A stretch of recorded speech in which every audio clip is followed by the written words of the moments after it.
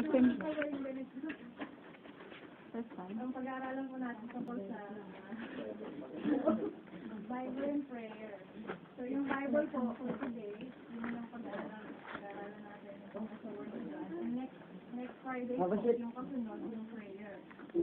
So, kasi na ba? Ayaw po siya, dito lang po kasi pumapawis yung pawis.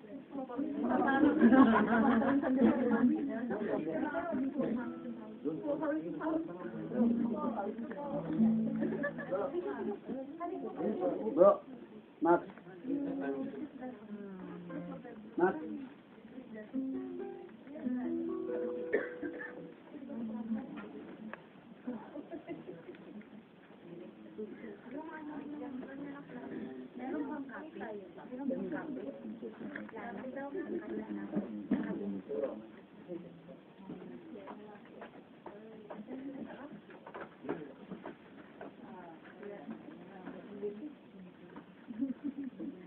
We're studying for today's Bible and next week prayer. Pero magkasama po itong dalawa na po.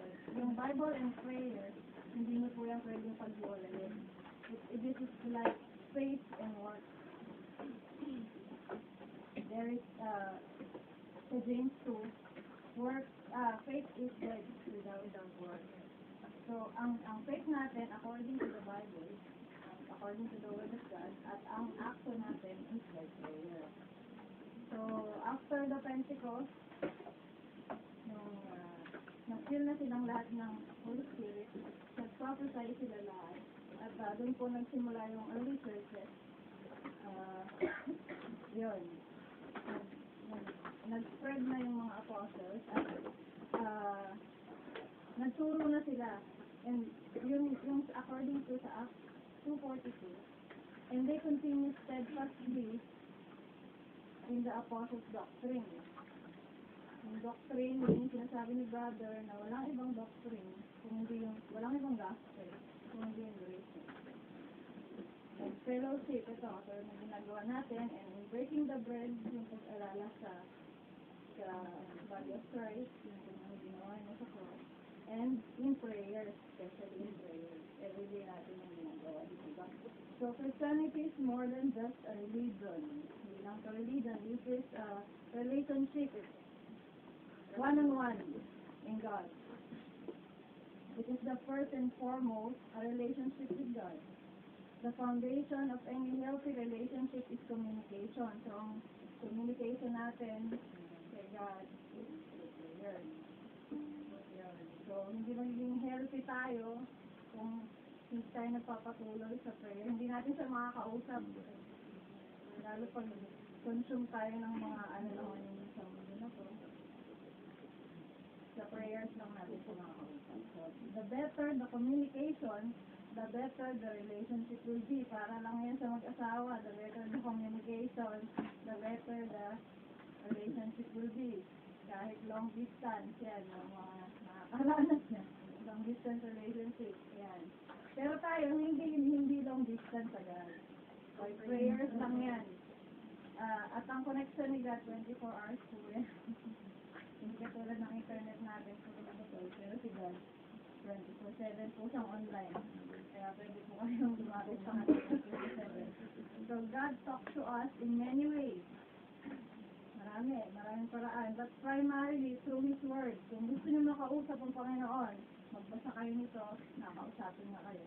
Dito siya pag nagbabasa tayo, at may nag-convict sa puso natin, yung kinakausap tayo ng Panginoon. So, God talks to us primarily through His Word, the Bible. Ito yun. So, we talk to Him through prayer. Yan yung sinabi ko kanina. We learn to listen to the sound of God's voice in our lives when we read His Word. Yun nga. Hindi audible voice. Sometimes, may mga tao na talagang boses ng Panginoon maririnig nila. But, ang totoo, sa maraming Christians, yung 100% Christians, hindi lukewarm, kapag nagbabasa sila, nangusap ang Word. Pero yung, siyempre, kapag bago ka pa, kapag mainit, gusto mong makilala ang Lord, nagbasa ka, first time mong nagbasa, nakabasa ka, mararamdaman mo na may sinasabi sa'yo ang Lord. dito through Bible. Kung gusto niyo makausap si Jesus, magbasa po tayo ng Word of God. So, yun. We talk to Him through prayer. We learn to listen to the sound of God's voice in our life when we read His Word. He listens to us when we pray. He listens to us. So, we respond to His Word with action. So, yung action na yun, by prayer.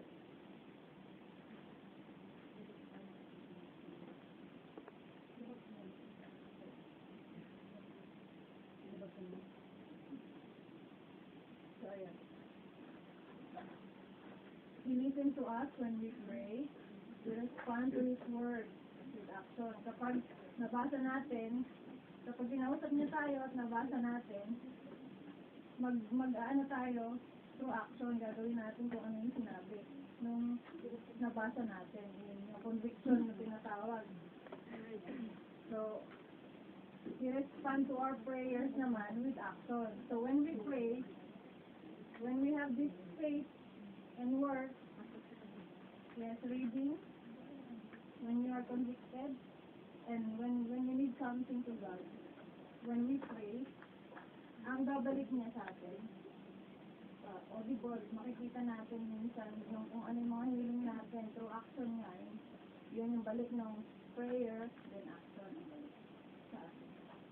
So the Bible is more than just a random collection of stories, poems, and letters. The Bible is the inspired written word of God. Lahat po nang nandito, inspired by the Holy Spirit po ito. So kailangan paniwalaan po natin sa ito. So we must follow the example of Job, who valued God's word more than food. So when nung tinest siya ng Lord through Satan, na yun, yung slave, nagkaroon siya ng sakit, nawala yung buong pamilya, lahat ng mga ari-arian niya nawala. But ito yung sabi niya, I have not gone back from the commandments of His lips. I have treasured up the words of His mouth more than my necessary food. Mas pinahahalagahan niya yung sinasabi ng Lord sa kanya, yung relationship niya sa Lord, kaysa dun sa mga nawala sa kanya. Sabi niya dun, though He slay me, still I will trust in Him. Yan ang sabi niya. Kahit pahirapan niya pa ako, magtitiwala pa rin ako sa kanya. Siya yung nagbigay, siya rin yung kukuha. So, wala akong karapatan magreklamo. Parang gano'n ang sabihin niya. Pero yung word, ano po sa kanya, talagang mahalaga sa kanya kung ano yung sinasabi ng Panginoon sa kanya. Before turning to Christ, we lived by the world standard. Noon, yan, hindi pa tayo tumatanggap kung ano na ito pinagagawa natin dyan sa labas, no? Now, we accept the Bible as the final authority of what we believe and how we live. God's Word is the ultimate and absolute standard for every area of our life. Yun. Ano ba yung mga word standards na yan noon? Namumuhay tayo noon. Akala natin yung going to church is just a routine, no? Just a Sunday work para sa atin. Lalo sa Pilipinas, parang kailangan kong mag-church Sunday. Kasi routine. Parang na-tradition na yun, hindi naging relasyon, kundi tradition. Yun yung standard tradition ng buhay. At saka yung, isa pang example dito, yung sa divorce. Ang standard ng mundo, kapag ayaw mo na, pag sinubo mo mainit, diba? Kapag ayaw mo na, medyo tumaba na siya, yung asawa mo, or bumangit na, umitim na, yung asawa mo, ayaw mo na, palitan na. But yung sinasabi ng Word of God, diba? Sabi niya, kapag pinagsama ng Diyos, hindi pwedeng pagwalay ng tao. Yan ang sinasabi. So, magkaiba ng standard. So, ito na yung ngayon ang sinusunod natin kung ano yung nandito. Kaya naging ultimate, ito yung nagkaroon ng authority sa buhay natin ito. Kasi ito yung sinasabi ni Jesus sa atin. Ngayon, we're living now in the spirit, hindi na po tayo sa flesh. Kaya hindi na natin susundin yung world, kundi, ito na tayo sa spirit. Kasi life po yung mga sulat dito. Yung word, ito po ay buhay. Kahit nakatago ito sa cabinet ninyo ng mahabang panahon, kapag nagbasa kayo, pinapuso nyo, tinanim nyo sa puso nyo, kung ano yung tinanim nyo, yun yung bubunga, yun yung tutubo. Kunwari, nagtanim kayo ng sa libros na yung you will not forsake me, you will not leave me nor forsake me. Pag tinanim mo yun, pag may problema ka, Lord, sabi mo, you will not leave me nor forsake me. O hindi ka nga naiinom ko. You have faith, you believe. Yun. So, kung sinasabi ng world, standard ng world, so sinungaling ka, no. Sabi ng Bible, huwag kang magsisinungaling. Yun, yung pagkakaiba ng world standard ngayon, nandito na. Ito na yung standards ng buhay natin, itong word of God. Napakahalaga po nito. So, next, what is the key to the spiritual growth? Yan. As newborn babes, crave milk and need it to grow, so genuine new Christians crave God's word and need it to grow strong in faith. So, kapag baby tayo, gatas nga ang kailangan natin para lumaki. Ito yung parallel na parang gatas ng mga baby Christians na word of God, ito yung kailangan nila. Natin din para mas lalo pa tayong lumago. Mas kailangan natin. Kasi bawat dating ng mga problema, ng mga situations na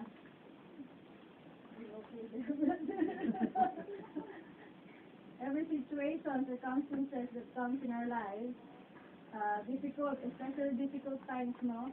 We need this because this will strengthen our faith.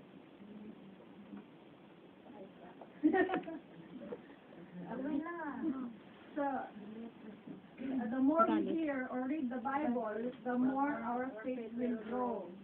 So, the more we read, madaming naitatanim, madami kang hawak. Lord, ito, yung mga sinabi mo, hawak ko. Pag sinabi mo yun sa kanya, sabi sa Isaiah, tinitingnan lang ng Panginoon kung sinasagawa natin yung mga sinabi niya. Kasi pag sinabi na niya, kung ano yung sinabi niya dito, kung ano yung tinanim natin, yun yung mangyayari. Kasi no word from the Lord will ever fail, sabi niya. So, yun.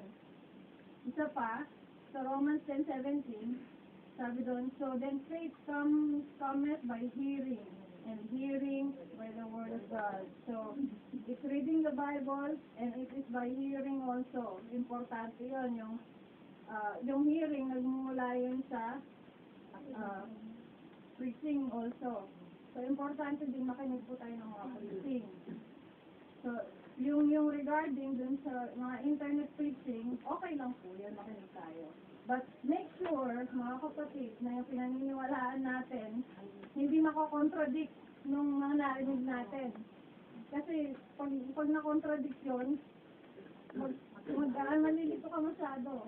So, yung sinasabi dito, kapag hindi ka inaano ng konsensya mo, hindi ka nagkakasala. Pero pagka yung sinuhusgahan ka ng konsensya mo, dahil dun sa mga narinig mo, parang huwag ka nang makinig dun sa pinakikinggan mo. Parang gano'n. Pero, kung naayon doon sa, alam mo, sa tinuro, sa mga narinig mo, sa faith mo, kung naaayon doon, go ahead.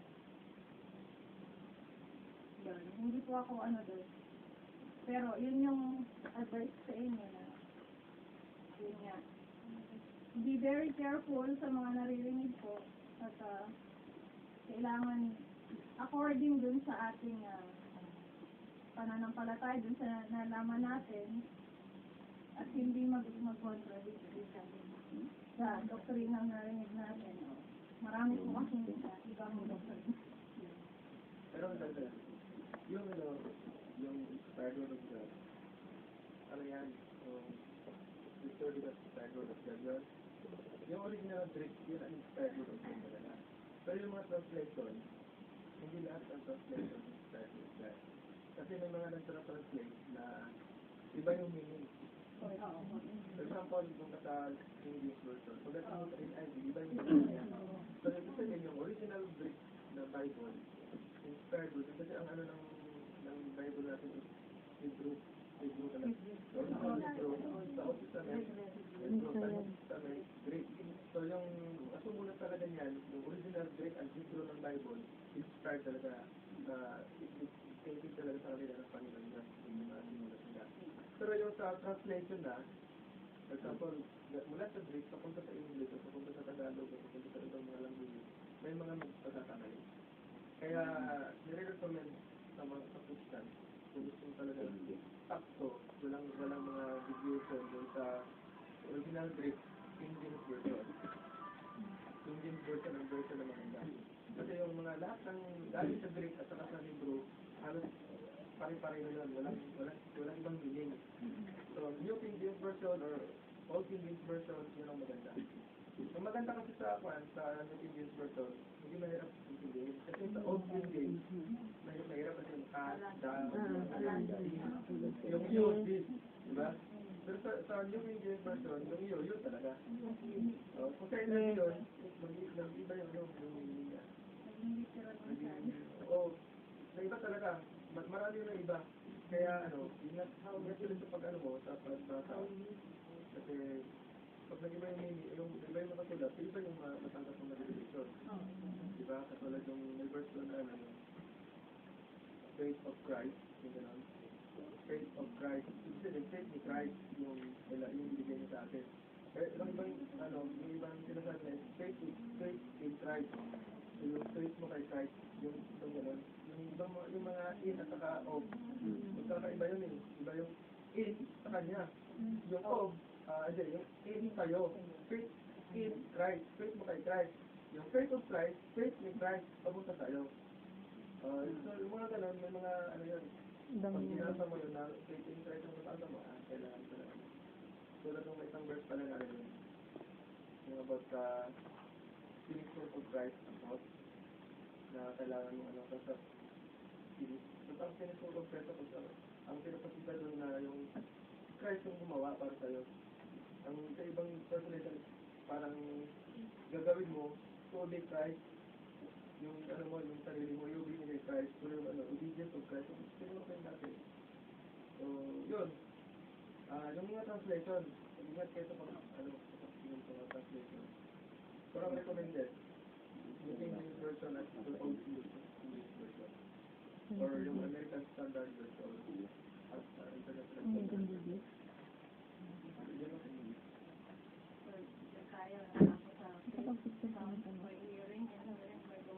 Kasi kailangan ma-increase yung faith na to. Ang binigay lang nga sa atin, master seed of faith, life. Master seed na kamalit na po, diba? Pero pag tinanim natin yan, at nakinig tayo ng makinig, lumalago po yan. Hindi po yung kaliit na yun yung sinasabi ko. Hindi, ito yung tendency na pag tayo nakinig ng nakinig, yung master seed nagiging malaki po. Yung tendency na lumaki siya kasi nagko-continue, nadidiligan, yung parang gano'n. Kasi seed nga ito, buhay po ito eh. Minsan nga, hindi ko alam kung nababaliw ako, pero binuksan ng Lord yung spiritual eyes ko. At nakita ko to yung parang ganito. Parang yung nakita ko yung Bible ko. Sabi ko, Lord, nababaliw na ako. Pero yun po, parang sinasabi niya sa akin, pinapakita ko lang sa inyo buhay ko sa salita ko. Na pag tinamin mo yan, tutubuyan kung ano yung sinabi. Parang yun ay so, ayun. Kasi without faith, kailangan lumagot yung faith na to. Ito nga yung mag-save sa atin, itong faith, di ba? We are saved by faith through Christ. Kasi without faith, it is impossible to please God. Una yung salvation, pag may faith ka na. Pag may faith ka na, mag-please mo na. Kasi pag walang faith, hindi tayo mag-save pag walang faith. So it is impossible to please God. Ito yung kinalalago natin, yung faith. And then, nasamahan natin yung action sa faith.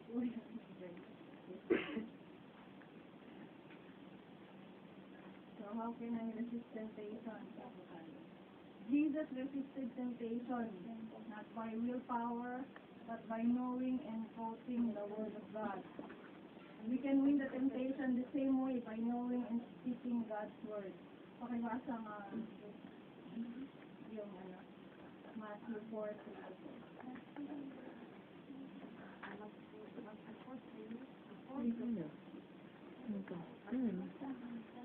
Sino mababasa?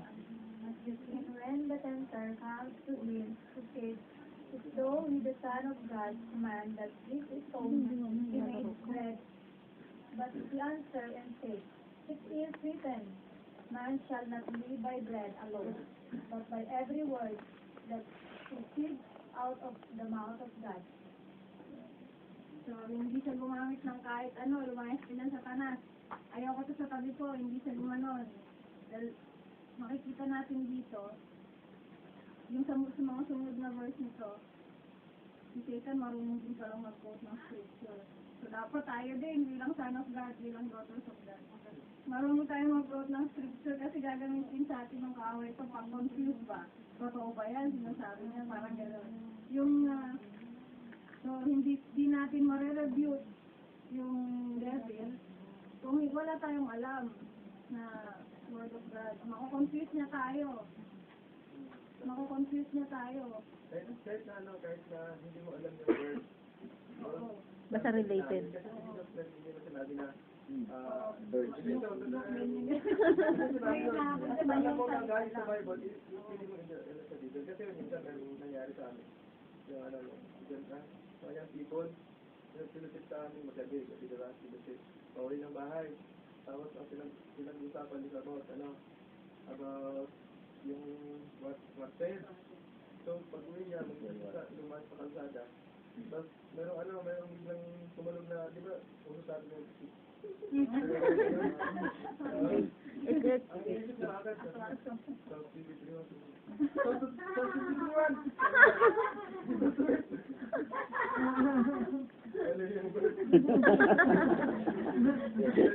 Ang bilis niyang nakaisip. Hindi naman nakaisip eh. Siyempre natakot na siya sa kikik eh. Without quoting the Bible verse. But if you know the word of God, you can memorize in Jesus' name. This way.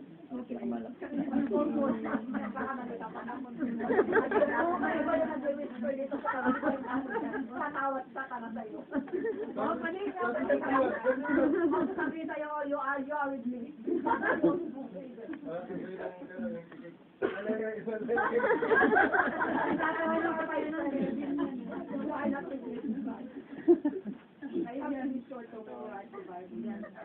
Yung Bible verse, hindi masyadong importante, hindi mo pwedeng sabihin na sa yung laman.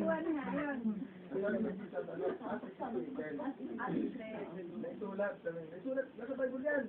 Ganito. Di ba, pero, anong ganito? Hindi niya inisip. Alam, di mo maligyan sa kanasan ngayon.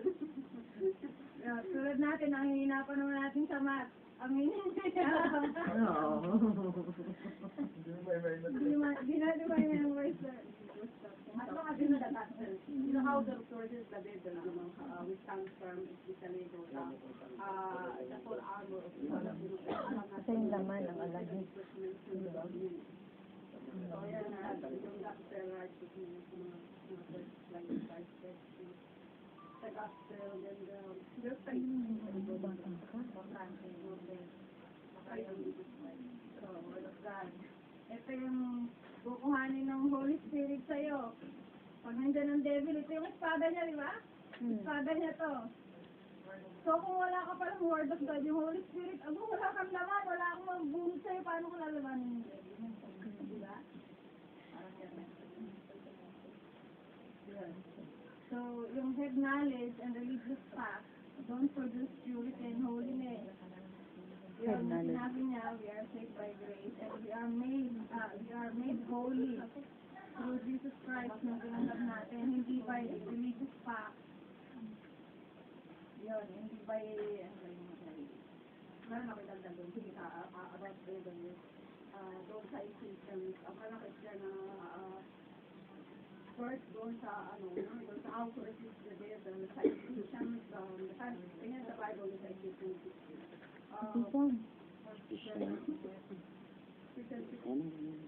Ephesians 6. Verse 12. 612. Ephesians 612. Therefore, put on the full armor of God, that in the day of evil comes, you may be able to stand your ground. And after you have done everything, stand firm. Then with the belt of truth, ito yung katotohanan, alam natin yung katotohanan ng Jesus Christ.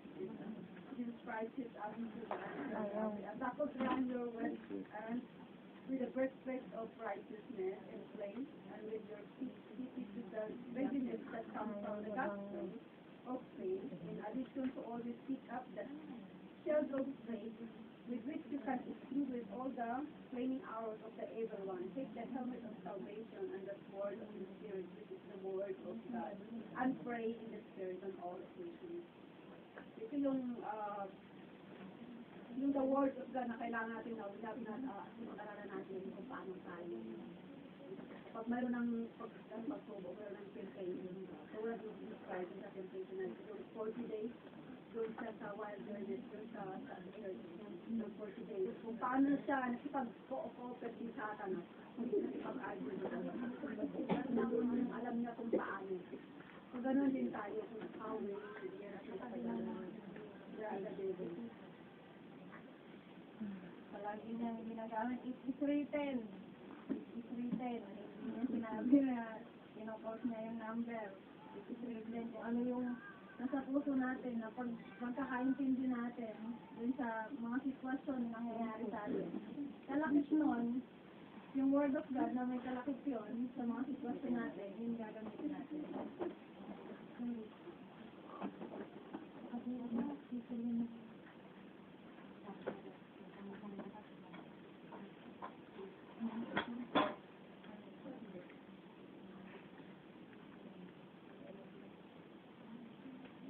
The devil's weapon against us is when we are ignorant of the word of God. Weapon sa atin. Because he can also contradict we have to understand. So we have to be certain or sure of what we are quoting.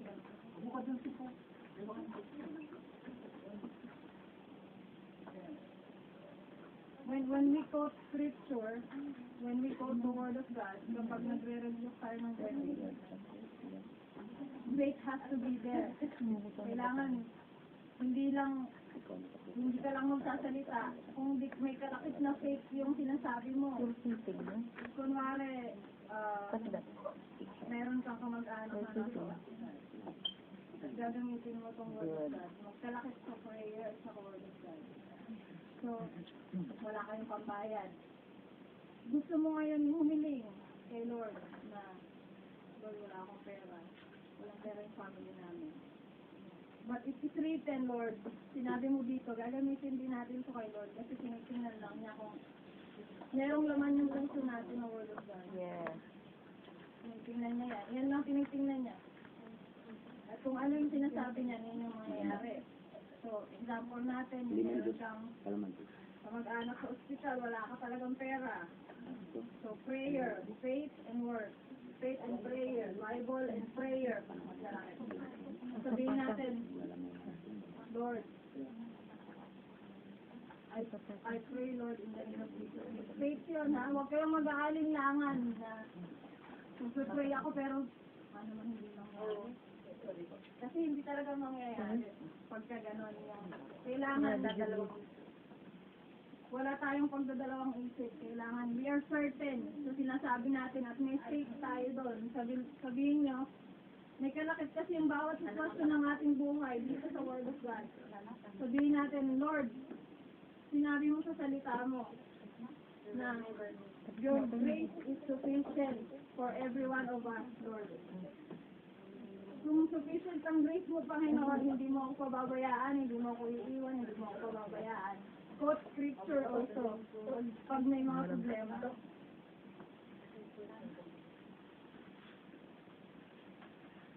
Kasi po kung ano yung sinabi natin, gagawin ng Lord yun kapag may faith tayo, na mangyayari yun. Sabi nga, pag humingi ka, kailangan, alam mo na, na-claim mo na ibinigay na ng Lord sa'yo. Amen. Claim. binigay na ni Lord. Yun yung faith natin. Lord, bibigay mo to eh. Anak mo ako, may karapatan ako, Lord. Di ba mayaman ka? Di ba your grace is sufficient, Lord? Di ba hindi mo ako iiwan, hindi mo ako iiwan? Sabi mo yun, Lord, it is written. Amen. Diba? Gagamitin din natin po kasi tinitingnan ng Lord kung may laman yung puso natin.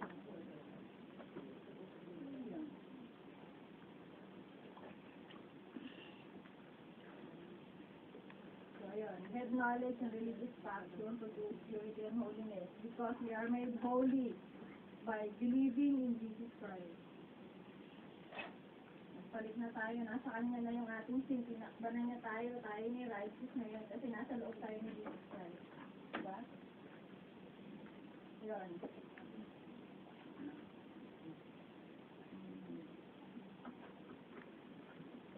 Yun.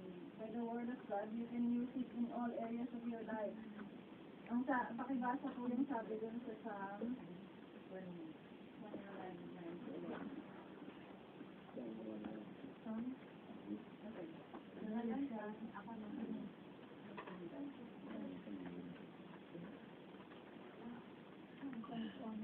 Where widows shall a young man gain his way, by taking his thereto according to thy word. With my whole heart have I sought thee. O let me not wander from thy commandments. Thy word have I hid in my heart that I might not sin against thee. Lalim na barahan. So, and I refer to the word. How can a young person stay in the path of purity? It is only by living in the word of God. Through your word. By living with this. So I seek you there in my heart. Do not let me stray from your command. I have hidden your word in my heart that I might not sin against you. So, kapag meron na tayong mga katuruan na galing kay Jesus Christ, kung meron na tayong mga word of God na nabasa na natin dito, ito na yung standard natin. Ito na yung standard ng ating pamumuhay. So, kung ano yung nabasa natin at may gagawin tayo na hindi kalugod-lugod sa Lord, ito na yung magpo-convict sa atin. May power na sa atin itong word of God. So, sinasabi na, yun, sanctified. Hiniwalay na tayo. So, magmamanifest na yung Holy Spirit. Hindi na tayo yung nandito. Sana yung gagawa ng hindi natin kaya. In short, sana yung gagawa ng mga hindi natin kaya. Kung dati, yung sigarilyo, babae, lalaki, or whatever, ngayon hindi na sila. So, unti-unti niya tayong binabago. Tinatanggal niya tayo sa standards ng word. At nilalagay niya tayo sa standard ng kanyang word. So, but, inalis na tayo sa standard ng world, nilagay niya tayo sa standard ng kanyang word. So, ayun. So, how can I be successful? Ito, maganda ito ang topic natin. Meditate on God's word and carefully obey it, then success is inevitable. Inevitable. Obedience brings success. So, when we meditate God's word, when you have full of this, sabi ko nga kahit kagabi, kahit isang buwan, isa lang makakabisado mo, talagang mahina ka. Isang buwan, isa. So, sa isang taon, may laging 2 word is ka na naman kagabi. So, ayun. Magpo-fruit yun. Ang isa pong fruit is yung soul. Isang type ng fruit din po, yung manifestation ng Holy Spirit. So, yun. So, kapag once na born again ka, ang katulad na sinabi ko kagabi, isang senyales,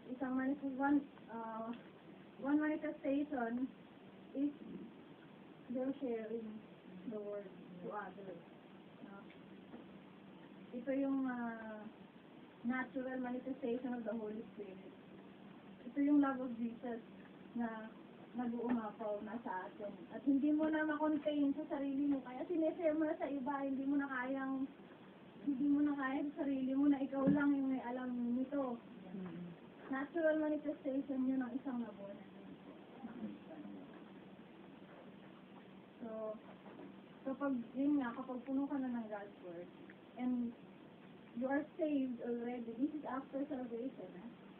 When you are saved already, and then you are now start obeying, not by your own, but through the Holy through the Holy Spirit. So, when you are obeying now, what you read, nagbe-bear siya ng fruit. Tapos, yung success, nagpo-follow. Yung success, ang sinasabi, inevitable, hindi na mapigilan yung paglago ng mga fruit, nag-share ka, yung fruit na na-produce, yung soul na na-produce mo, nag-share din, mag-fruit din, meron na din silang Holy Spirit, nagmamanifest na din sa kanila. Oo, ito being fruitful. Tapos yung sineren niya, nag-share din, nag-fruit. Sabi ng Lord doon sa John 15, kapag ikaw ay nakadikit sa akin at ang salita ko ay nananatili sa'yo, ikaw ay magbubunga ng marami. At kapag nagbunga ka ng marami, success will follow you. Blessings ng God ang kasunod dito.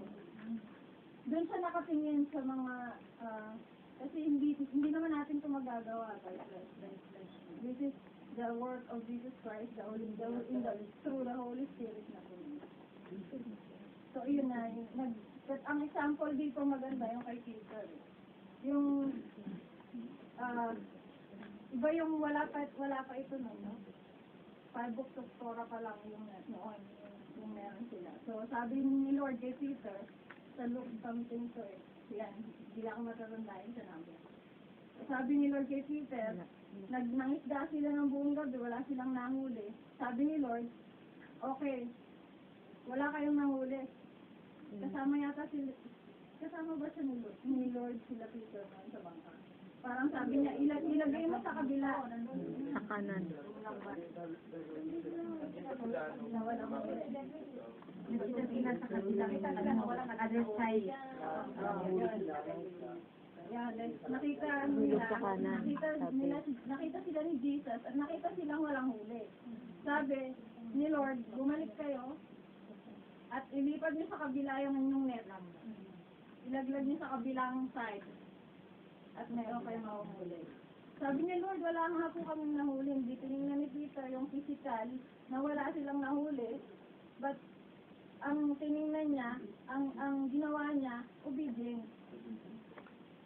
Sabi niya, Lord, dahil sinabi mo, your word ni Lord, dahil sinabi mo, Lord, susundin kita.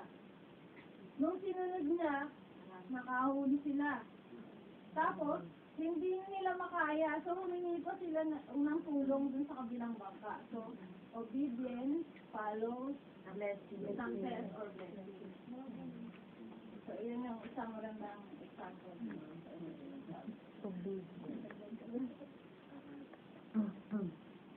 So, ito. Pakibasa po yung Joshua 1:8. Now it came to pass after the death of Moses, the servant of Jehovah, that Jehovah spake unto Joshua, the son of Nun, Moses' minister, saying, Moses, my servant, is dead. Now therefore arise, go over this Jordan, to and all the people. 1:8 lang? 8 lang ba? Sorry. This book of the law shall not depart out of the mouth, but so shall meditate day and night. That thou mayest observe to do according to all that is written therein, for then thou shall make thy way prosperous, and then thou shall have good success. Ano ba? Ilan ba? The scripture in the word itself, Nag-uumpisa ang ako na. maliwanag yung sinabi niya na this book shall not depart from your mouth. Lagi natin dapat sinasabi. At lagi natin dapat ginagamit. So, but thou shall meditate it day and night. Day and night, Ayan, meditate day and night. Di na siguro kailangan kayo. That thou shall mayest observe to do according to all that is written there in.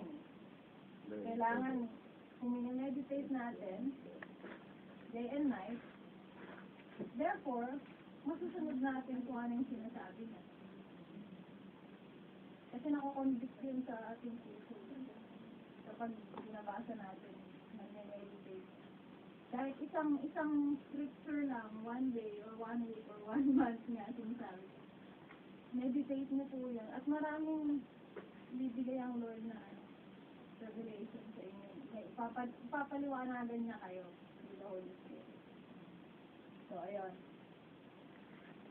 For then thou shalt make the way, thy way prosperous, and then thou shalt have a good success. So, after you may, kapag ginagamit natin,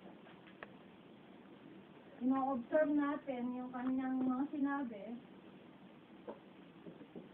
after salvation pa ulit, sasabihin ko, obedience. Kapag nag-obey na tayo to the Holy Spirit, success will follow.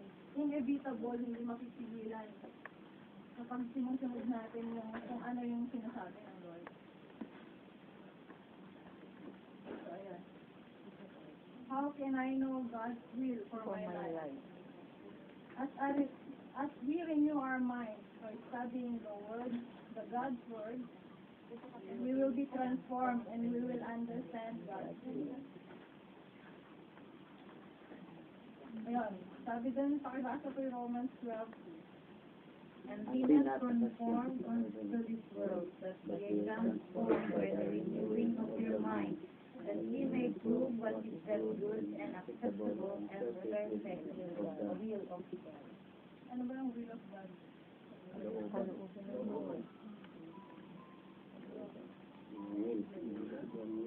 Will of God.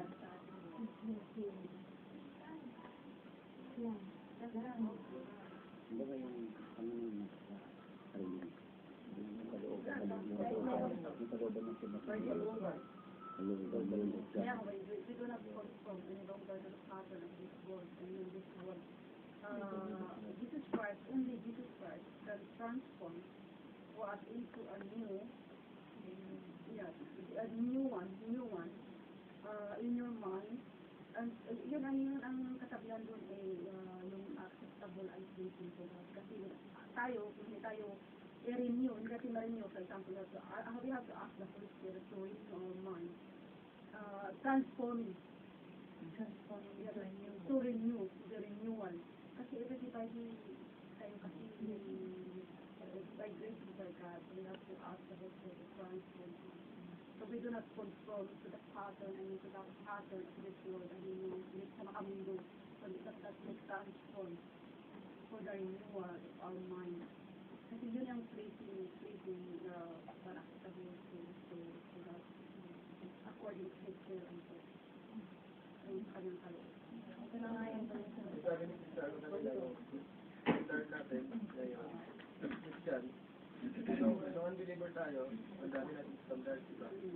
Standard sa mga sabi ng mga tao, according to kung ano yung uso, yung standard natin, kung ano yung uso, diba? So, nung naging Christian tayo, ang standard natin, ang standard authority, susundan natin sa Bible. Walang iba, hindi Reader's Digest, o kung ano mga doon tayo sa Bible. Let's sabi nga dito, do not be conformed to this world. So, yung this world, conforming to this world is conforming to the standards of the world. So sabi niya, but be transformed by the renewing of your mind. So, when you read the Bible, at meron kang ginagawang hindi tama, when you read the Bible, nag-renew yung mind mo, nagkakaroon ka ng tinatawag na ano yun, repentance. Diba? Pag binabasa mo yung Bible, at meron kang mga pagkakamaling ginagawa, pag nakita mo sa Bible na yun ang sinasabi na tama, so nag-change ang mind mo, nare-renew yung mind mo, na-transform siya according sa will ni God. Kasi ang Bible talaga, will lahat ni God, walang sinasabi sa Bible. Kasi pag binasa mo yung Bible, huwag natin basahin yung Bible na lahat na nakasulat sa Bible is applicable sa'yo. Kasi meron nakasulat dyan na, and do not harm himself. Baka gawin mo rin yun. He harm himself. So, baka kasi lahat na ano yan, mayroon siyang tinatawag na background. Saan sa sinabi, sino ang nagsabi, para kanino. Kasi may mga scripture na para ng Israelite. May mga scripture na para lang din sa Corinthians. Pero may mga dinagag scripture na para sa atin lahat. Katulad ng John, na about the word, about the love of God, yung mga ganun. Pero huwag niyong isipin na, tulad ng isang Kristiyano, isang kapag-asawa, ano siya eh, 44 na.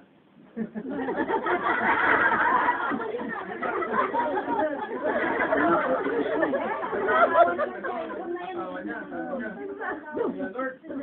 sabi niya, Lord, ito yung word sa akin ngayon, sabi niya, kung sino ang unang lalabas, yan ang magiging asawa ko. At lumabas yung pinto, tapos ang lumabas, bungi.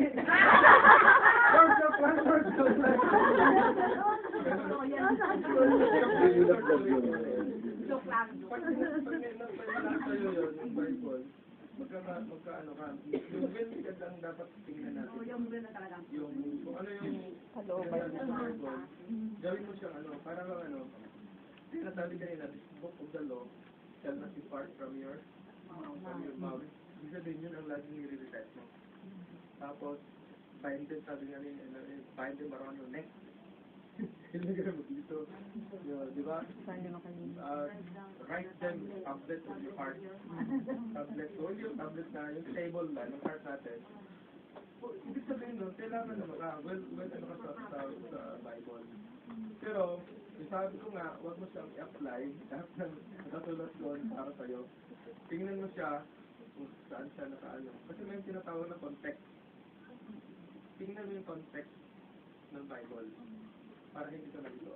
Kung lahat ng para sa amin yun. Katulad nung isang dapat natin, sinabi niya sa akin na yung Peter 1 po, about sa calling, at ano, yung calling, kailangan yung calling na to, alam mo to, kung hindi mo alam to, wala kang direction sa calling mo. Kanina ko siya, Peter 1 po, yun is nagsasabi sa general calling ng lahat. We are called to be the children of God, diba? So hindi yung calling na kung ano yung significant mo sa church, o magpapasok ka ba, o magiging ano ka ba, election yun ang total election, general calling. So hindi mo siya pwedeng i-apply sa calling mo as a person, kung ano yung gagawin mo para sa Panginoon. Yun ay tinawag tayo lahat calling as a Christian to believe God, to serve Him. Pero hindi sa specific, sa tawag election, no? Election ng church para magiging officer, hindi gano'n. Election siya, you're elected ba? Pinili ka ng Panginoon. So yun po, yun po ganda. So, the word of God and the spirit of God work together.